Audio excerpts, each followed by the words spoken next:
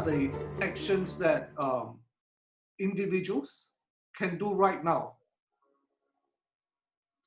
See, a lot of people, individuals, and especially if I look at people who are at home or who are brilliant. I mean, brilliant in manufacturing, brilliant in private equity.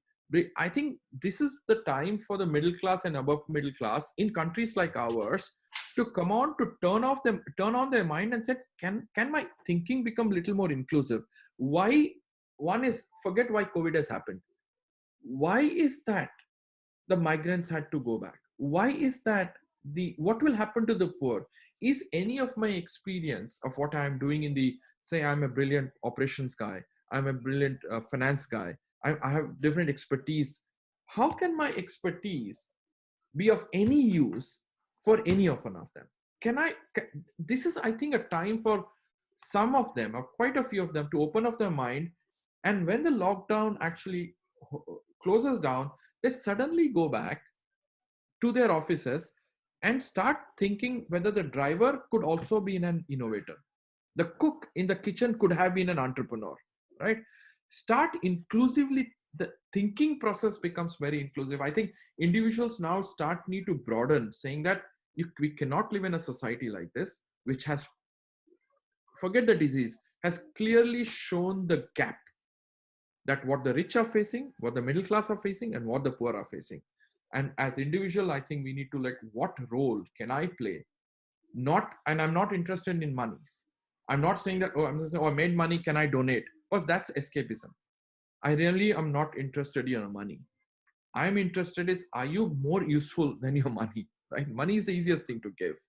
I think as individuals, are we able to gain knowledge is what is happening to the 3 billion poor people in the world, and can we contribute?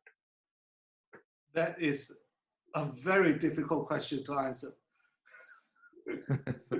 No, because see, what has happened, Sean, is that when some of the what you call it as the micro entrepreneurs and the small SMEs were facing a crisis, right? So I called some of the people and said, can you help? Can you mentor them? Then I realized my mistake. They can't mentor them because they are so habituated to working in an ecosystem which is completely mature. So, for example, simple thing as receivables, right? Saying that, oh, you have X amount of receivables, why don't you go and collect it? Boss, there is a lockdown. Okay, he cannot go and collect it, number one. Number two, and the person who is supposed to give him the money also might be running out of cash. So this advice of you to so easy to say go and collect it because that's what you have seen in the balance sheet and that's what you do sitting in Bombay and Delhi will not work. I'm running a clean energy enterprise. Individual home lighting system is zero, SIP, because none of the people have money. Tell me what are the channels.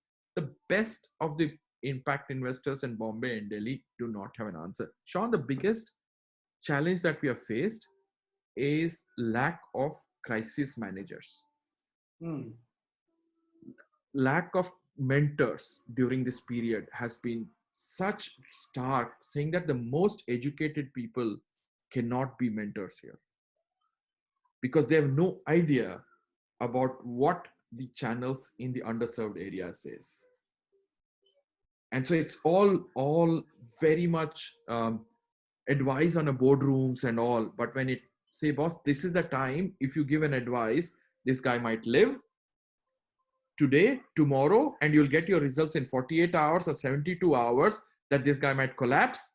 There is absolutely pathetic mentorships. So where from the best of them all. Where can we seek mentorship in this area? I mean, let we all live in crisis all the time, you know. Right, but this is the time where let us get to this non-English speakers, people who've been living. They've got. I mean, if I look at Manila, right, I would go to the people who have handled the typhoons day in and day out. How have you repatriated people? How have you rehabilitated people? What did you look at when you rehabilitated? When you took people from one part of Manila and took them outside and built 6,000 houses, how did you create the livelihoods back? How did you look? See, crisis management has not happened in such a large scale, but in small segments, crisis management has happened. There are numerous people who have local example. If I talk to Don Bosco Manila, I'll get such an experience of how did they manage crisis during the Typhoon Haiyan and shifted 6,000 people from lower part on the slums of Manila and outside. What did they think? How did they create the livelihoods? Or if I go to the refugee camps in Ethiopia and Iraq, how did they? So there are champions, and those are the crisis management cycle that we need to look at. And many, unfortunately, for the so-called English-speaking world, they don't speak English, but that is where our capacity. A lot of the farmers in rural India go through droughts day in and day out. That is multiple times worse than COVID. So that's where we need to pick up. Those are the crisis managers that we need to pick up the phone and call them and say, can you mentor that other person?